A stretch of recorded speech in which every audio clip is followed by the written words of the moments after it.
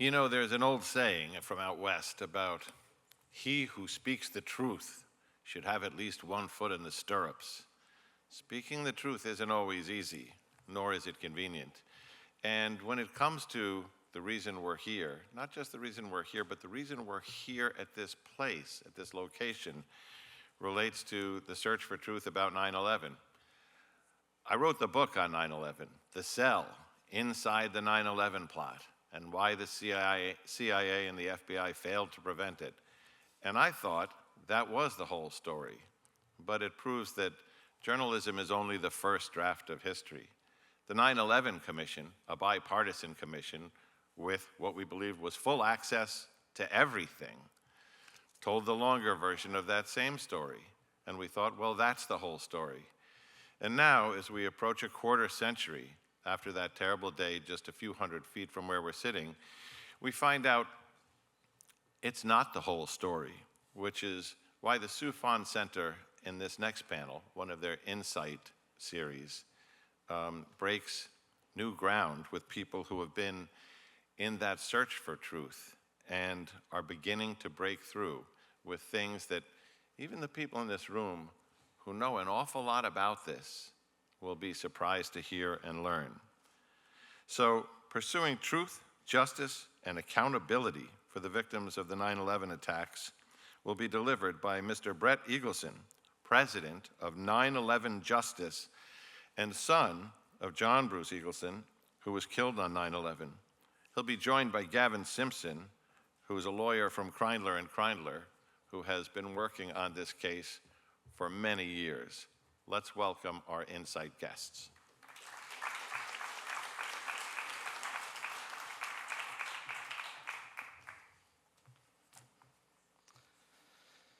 Well, it's certainly hard to imagine that nearly 24 years ago today, as we stand in the shadows of where the two beautiful Twin Towers once stood, that nearly 3,000 Americans were murdered on live television for us to all watch.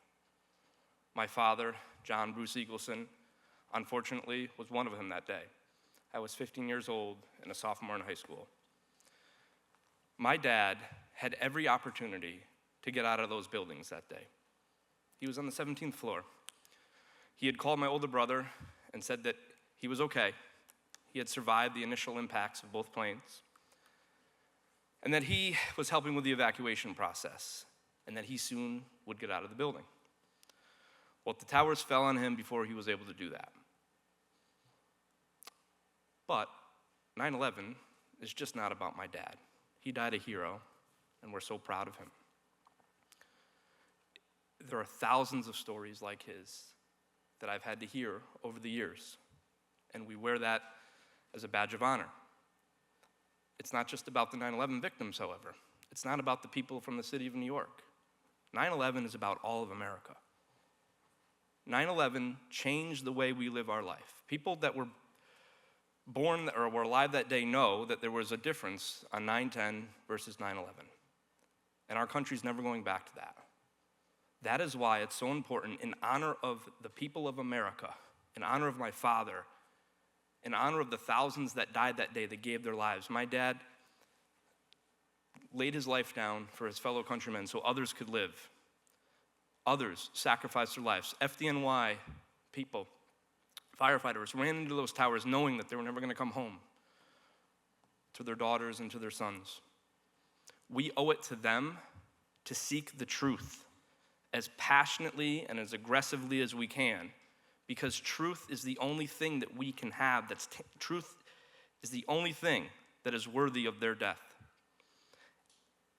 And it's horrific to know that 24 years later, our government, the FBI, knew within the first 2 weeks who was responsible.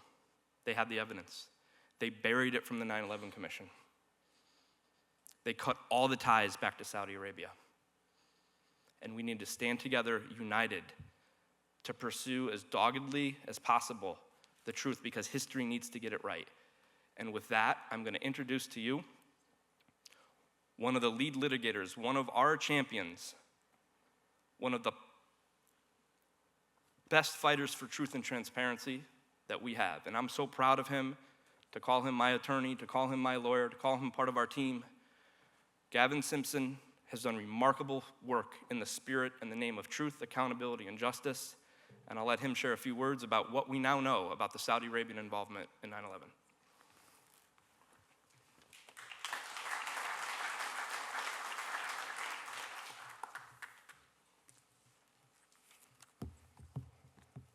Good morning, ladies and gentlemen, distinguished guests, and thank you very much, Brett, and the Soufan Center, our generous hosts.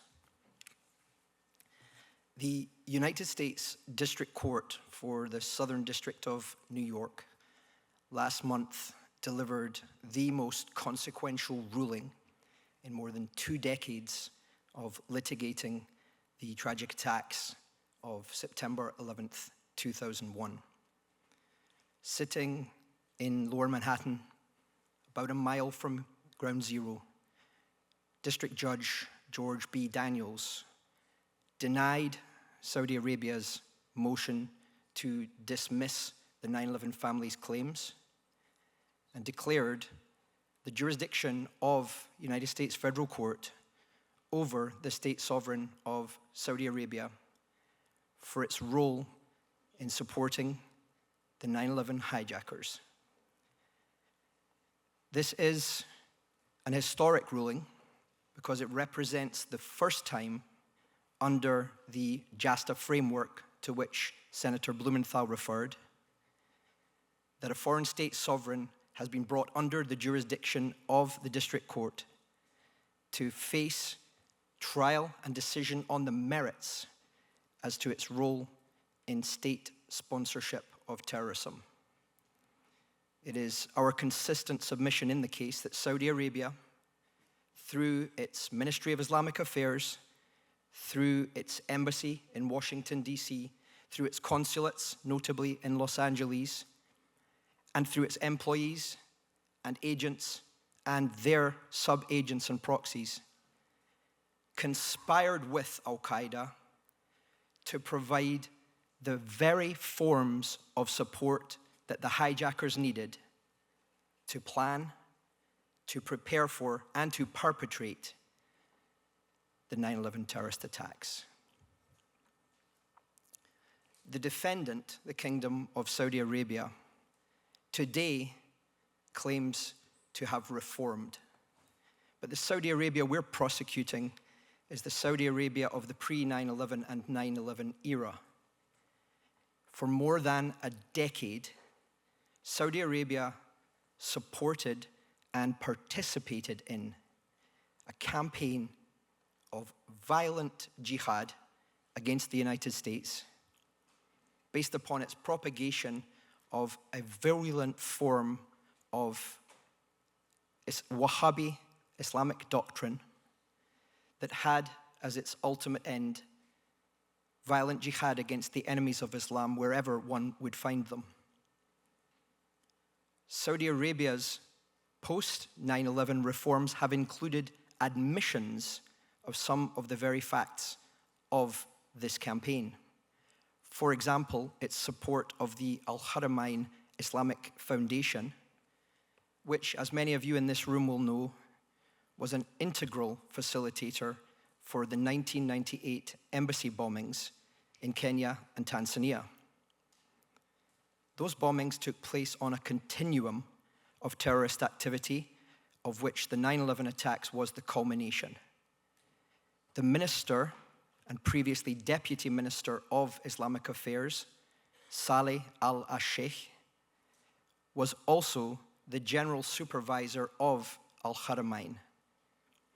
He was its principal director during the period in which Al-Haramain facilitated Al-Qaeda's terrorism. Those embassy bombings took place on August 7th, 1998. We're not talking about months later or years later, but rather just 1 week later, on August 14th, 1998, the conspiracy to foment a United States-based support network for the 9/11 attacks began in Southern California when Al-Haramain delegated 2 of its senior officials to the United States in order to meet with some of the key agents on the ground in Los Angeles and San Diego. The man Al-Haramain sought out in San Diego, Omar al-Bayoumi. The words that you will see appearing on all of the slides in my presentation today are the words of District Judge George Daniels in his ruling as to the jurisdiction of the court over Saudi Arabia. It was no coincidence that Al-Haramain sought out Bayoumi because he had, as the court found, been employed by Saudi Arabia to assist the hijackers, to create and nurture a support cell in Southern California that would provide the various forms of support the hijackers needed. In the period immediately after the arrival of the first 2 hijackers in the United States, January 2000 through May 2000, the court found that Bayoumi had frequent interactions with the hijackers.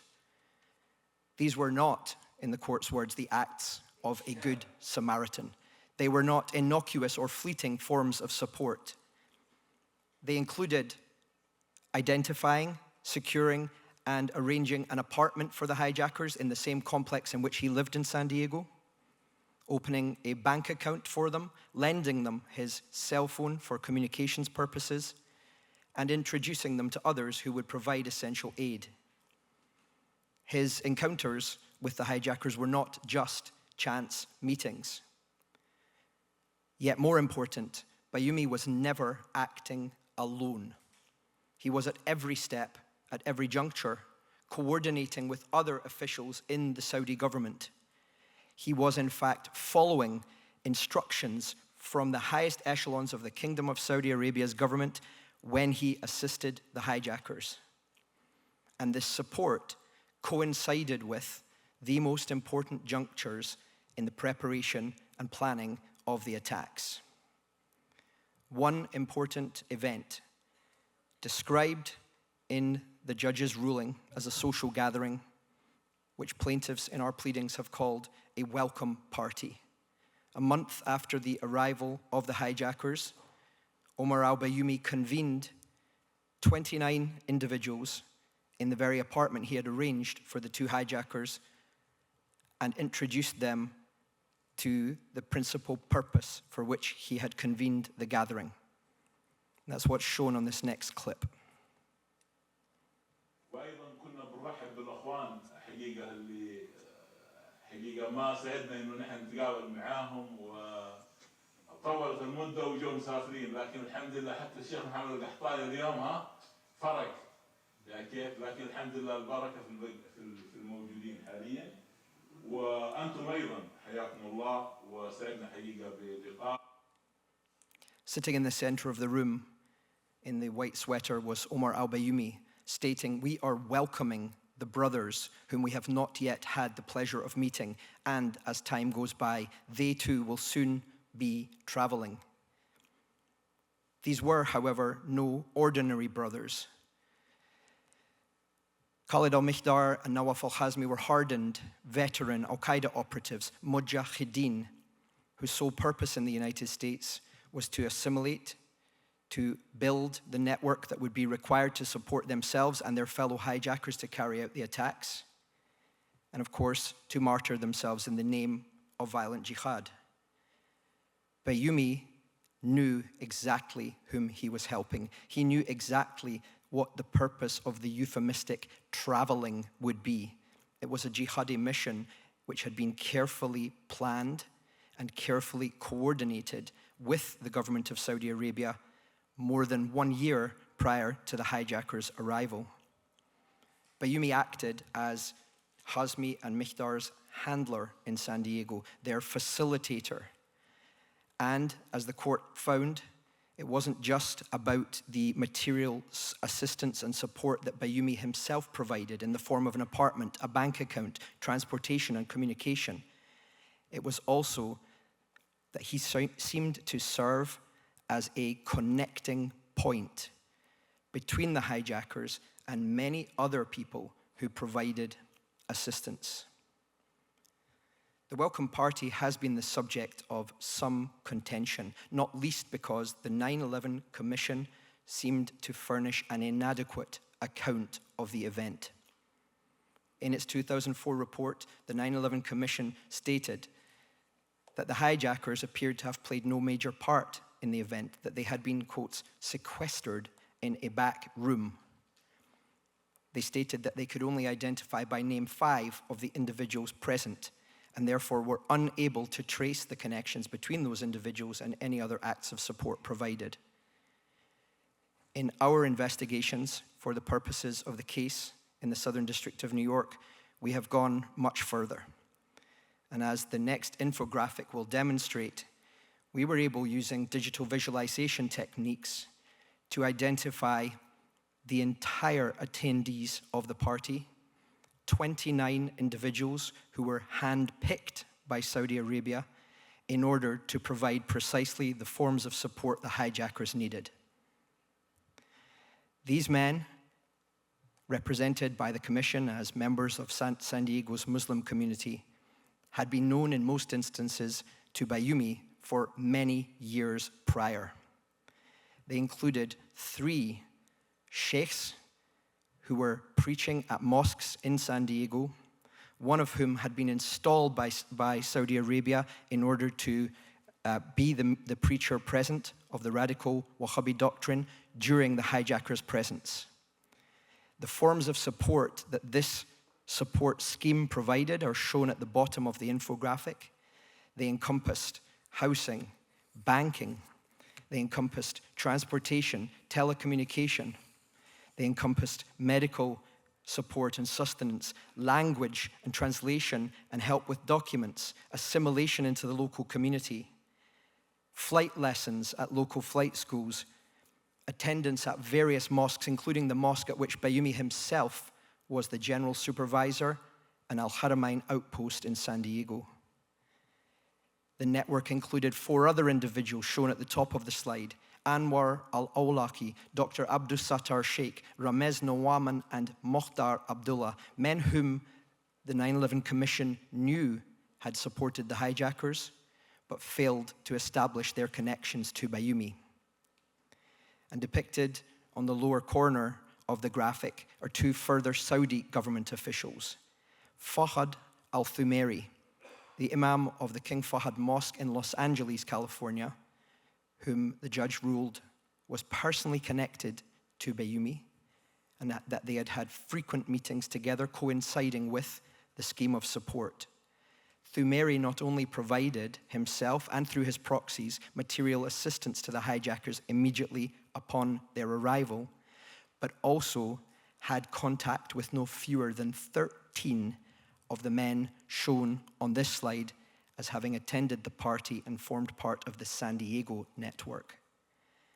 Thumairi was the trusted first point of contact for Al-Qaeda's hijackers in Southern California, and the fact that his contacts reached so deeply into the San Diego support network provided further evidence of the intricate, deeply intertwined nature of Saudi Arabia's government support. The second man shown, who was the head of the Ministry of Islamic Affairs office at the Embassy of Saudi Arabia in Washington, D.C., Khalid al-Suwailam, was a common reporting line of both Bayoumi and Thumairi. In the 2 days immediately after the welcome party, Bayoumi called Khalid Suwailam on his cell phone and on the weekend to render his report on the party, just as he would do at other crucial junctures in the support provided to the hijackers. The 9/11 Commission failed to understand the very scheme of support provided to the hijackers because its analysis of the welcome party failed to identify the individuals present and therefore missed crucial connections to the support provided. Among the individuals in this room was a man who received a wire transfer from Al-Qaeda Central in Dubai, a man whose telephone was used to make calls to and receive calls from the Al-Qaeda switchboard in Yemen, the very same number called by the bombers in the embassy bombings in 1998. It included the man who arranged the car which Hazmi and Mihdar drove to Dulles Airport on the day of 9/11 and left in the parking lot when they boarded American Airlines Flight 77. And it included numerous other individuals who assisted with tasks both menial and significant to help the hijackers along their path. This modus of support was deeply intertwined with the extremist jihadi ideology, as evidenced by the judge's further rulings about individuals to whom Bayoumi was connected. Anwar al-Awlaki, an individual well known to the counterterrorism community in the United States, killed in a drone attack in 2011, was an al-Qaeda recruiter, not simply after 9/11, but also before 9/11, connected to important figures within al-Qaeda's and bin Laden's immediate orbit. Bayoumi knew Fahad al-Thumairi personally and attended the King Fahad Mosque, the very first place that the hijackers visited on US soil. These were not simply connections for social reasons or, as Bayoumi told the 9/11 Commission, to ask religious questions. These men were working together in the service of the terrorist enterprise that Saudi Arabia supported. This triumvirate in particular participated not only in work together, but planning together. In the month prior to the hijackers' arrival, there was a chain of set-up calls instigated by Thumairi, which brought Bayoumi and Awlaki and other individuals at the welcome party into the planning of their arrival and immediate support. There were also call chains that coincided with other important events, including the opening of their bank account and the receipt of the money from al-Qaeda in April of 2000. Equally important, and now equally evident, is the infrastructure, the hierarchy of the support network that led all the way to the highest echelons of the Saudi government. Its highest offices at the embassy in Washington, D.C., Khalid al-Suwailam and Ambassador Prince Bandar, and indeed to its Minister of Islamic Affairs in Riyadh, with whom Bayoumi corresponded at crucial moments in the scheme. The two individuals addressed on this slide, Mutaib al-Sudairi and Adil al-Sadhan, became particularly conspicuous figures in this network. Both men, employees of the Ministry of Islamic Affairs, were deployed to the United States in December of 1998 to act as what the FBI described as an advance team. They were received first by Thumairi at the mosque in Los Angeles. They were accommodated and transported and handed over to Bayoumi, just as the hijackers were. They attended the same mosque in San Diego that the hijackers would attend, met the cleric whom Saudi Arabia would install to preach during the hijackers' presence. They stayed in the very same boarding house that the hijackers would stay in. Their steps effectively mirrored those of the hijackers and laid the groundwork for the approval of the support network by Saudi Arabia. As is stated here, they were also present in June of 1999 when Omar al-Bayoumi undertook what he called his Washington trip. Together, they made a video of the city, which simply put was an act of hostile reconnaissance by agents of a terrorist enterprise preparatory to al-Qaeda's 9/11 attacks. This was not a tourist video.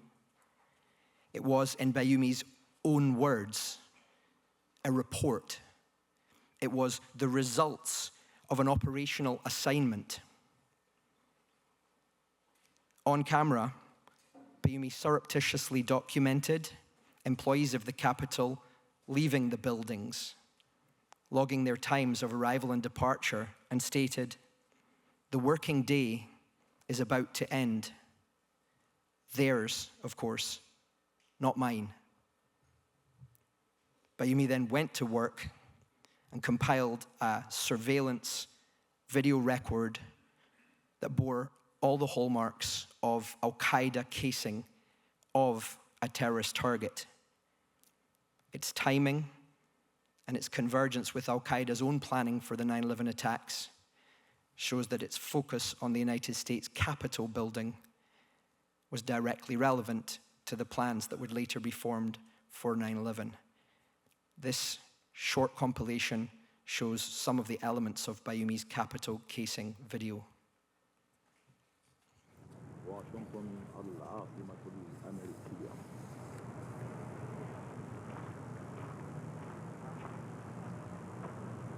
هذا هو الكونغرس. هنا تصنع القرارات وتتخذ الإجراءات.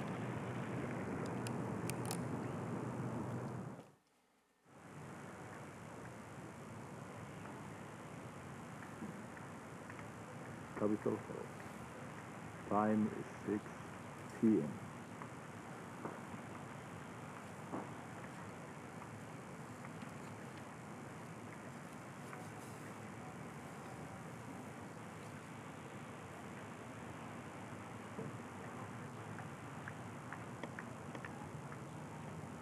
هذه المناطق المحيطة بها لها مدخلين، مدخل من هذه الجهة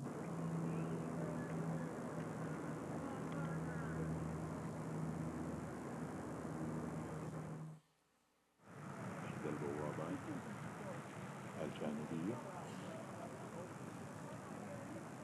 وهؤلاء بعض رجال الأمن يجورون شيئة وبهذا.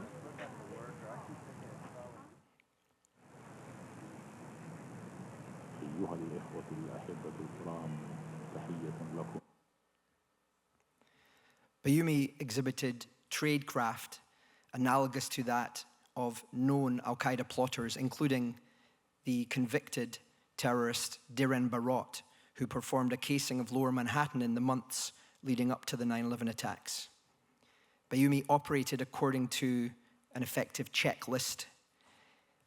He documented the structural features, the security features of the Capitol, its columns, its means of egress and ingress, its lines of approach, its barriers, its adjacent areas, its surroundings. He filmed a model of the Capitol as if from the air above and the presence of aircraft flying nearby over the tree line. He captured the symbolic importance of the Capitol as a terrorist target through statements in Arabic, which mirrored those of al-Qaeda's own anti-US rhetoric, describing the inhabitants of government buildings as shayateen, Satans, infidels, demons. Unless there should be any doubt as to the connection with the 9/11 attacks, consider this. Bayoumie stated that here is where decisions are made and procedures are effected. And he stated that there would congregate approximately 500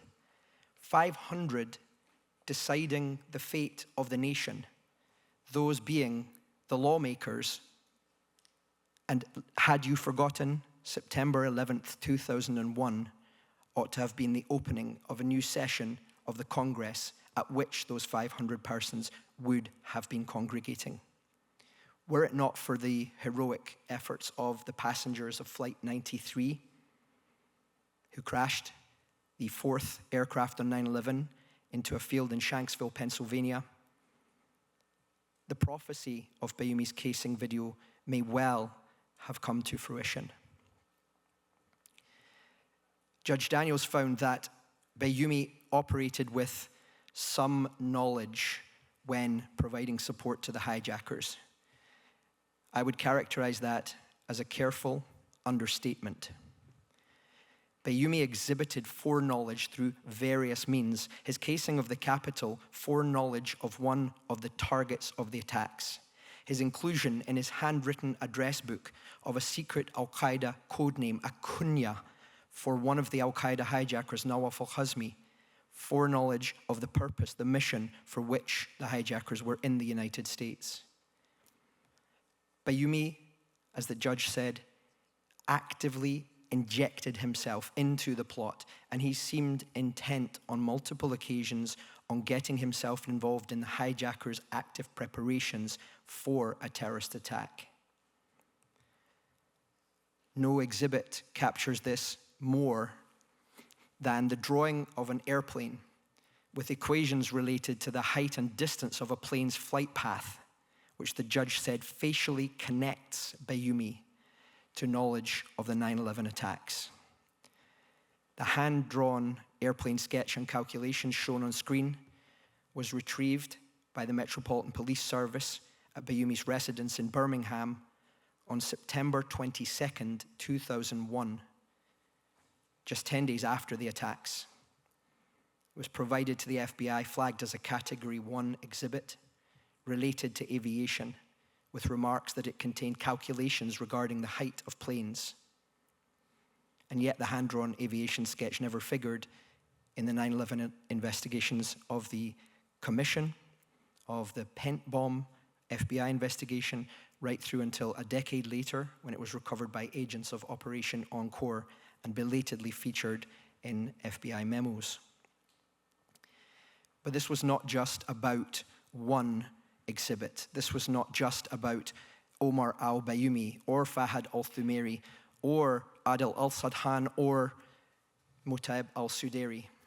This was about an entire extremist network that the Saudi Arabian government established on US soil, characterized by the FBI in 2001 as a Wahhabi Salafi militant network, created, funded, directed, and supported by the Kingdom of Saudi Arabia and its affiliated organizations and diplomatic personnel within the US.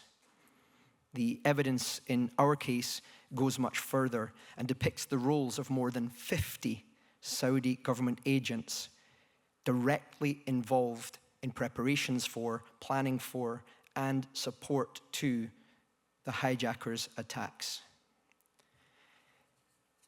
As a result of all of this, we are now bracing ourselves for a new phase in the case, which we believe will lead to trial and decision on the merits.